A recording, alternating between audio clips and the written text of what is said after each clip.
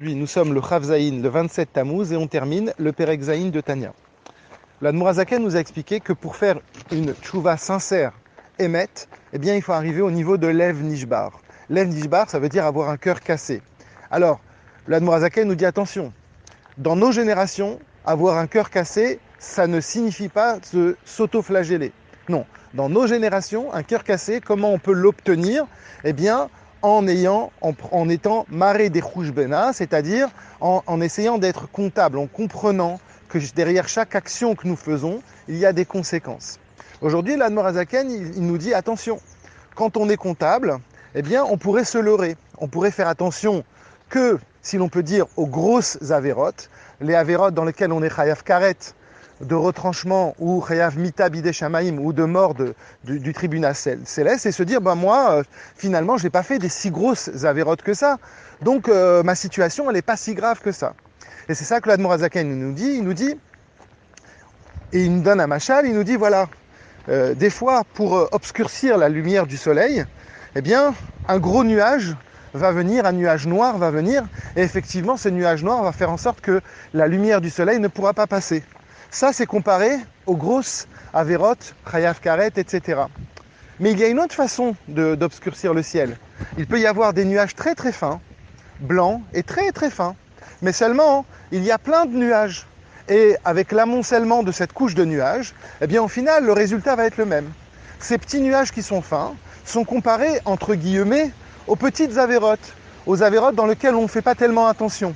Il va en parler plus tard. Et il nous dit, finalement, voilà, quand on fait le compte, il ne faut pas simplement compter que les grosses choses, parce que l'habitude des gens, c'est de regarder que ce qui est gros, mais il faut regarder aussi les petits détails. Et la multitude de petits détails va faire en sorte que le résultat va être le même. Donc, maré des bena, c'est prendre conscience aussi, justement, des petites avérotes. C'est ce que Ishaïa dit. Ishaïa, il compare les avérotes mariti ke'av peshaecha, donc ke'av comme quelque chose d'épais, mais il y a aussi ke'anan chatotecha. Il y a aussi des petits nuages qui sont chatotecha, des petites fautes, si l'on peut dire. Donc, faire attention à tout. Et c'est comme ça qu'on peut avoir un lev nishbar. Et donc, quand on parle des petites fautes, des fois même, on pense que c'est des petites fautes, mais en vérité, ça ne l'est pas. Par exemple, quand on fait attention, quand on ne donne pas la tzedaka, on voit quelqu'un qui a besoin de la tzedaka, mais on ne donne pas, on cache l'œil pour ne pas regarder.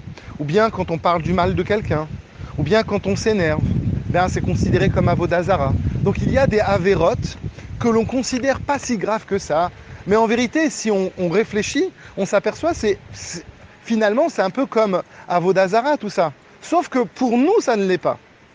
Et bien évidemment, quand par exemple quelqu'un fait bitul Torah, donc tout ça, c'est, si l'on peut dire, un conte, mais le conte, il n'est pas réel. La personne, elle est en train de se leurrer derrière en se disant finalement, ma vie, elle n'est pas si grave que ça, alors que quand on regarde, s'il regarde avec un peu plus de détails, il va s'apercevoir que finalement, il est en train de se couper d'Hachem petit à petit.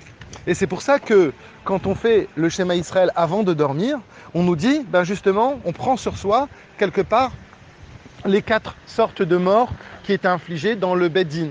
Ça veut dire, on dit à Kadosh Baruch Hu, finalement, je suis, comment on peut être hayav de ces 4 morts? Eh bien, si par exemple, alors ce qu'il a, si on est hayav, ce qu'il a, la lapidation, eh bien c'est par exemple quelqu'un qui n'a pas fait schéma Israël.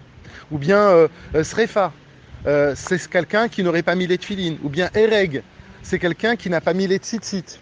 Ou bien Chenek, c'est les 4 sortes de morts. Et celui-là, c'est celui qui, par exemple, ne fait pas sa tefila. Qu'est-ce que ça veut dire, ces exemples que l'Admor HaZaken nous donne?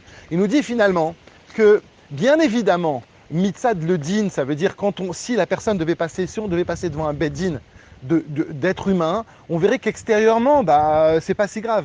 Mais au fond du fond, on touche notre neshama. En d'autres termes, pour parler plus profondément, le Admor HaZaken veut nous dire que finalement, il y a des fautes qui entachent notre neshama, même si nous, on s'en aperçoit pas. Mais finalement, avec cette tâche-là, au final, ça obscurcit notre relation avec Akadosh Baruch Hu. Et donc, pour avoir le Lev Nishbar, pour atteindre ce niveau qui va nous permettre justement de faire tshuva, il faut absolument prendre conscience de ces fautes-là.